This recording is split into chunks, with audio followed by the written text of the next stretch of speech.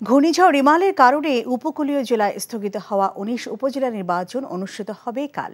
তাই আজ দুপুর থেকে কেন্দ্রে কেন্দ্রে পাঠানো হচ্ছে নির্বাচনী সরঞ্জামাদি।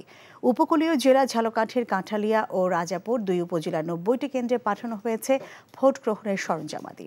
২৯ মে এই ২ উপজেলায় তৃতীয় ধাপে ভোট গ্রহণ হওয়ার কথা ছিল। পিরোজপুর মঠবাড়িয়া উপজেলা পরিষদ নির্বাচনে কেন্দ্রে কেন্দ্রে পাঠানো হচ্ছে নির্বাচনী সরঞ্জামাদি।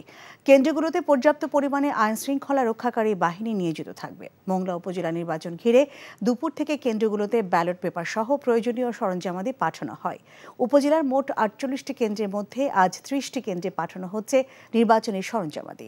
বাকি ১৮ কেন্দ্রে পাঠানো হবে রোববার ভোরে। ঘূর্ণিঝড় রিমালের কারণে স্থগিত হওয়া খুলনা জেলা ডুমুরিয়া, পাইকগাছা ও কয়রা উপজেলার নির্বাচন কেন্দ্রে করে পাঠানো হচ্ছে নির্বাচনী সামগ্রী।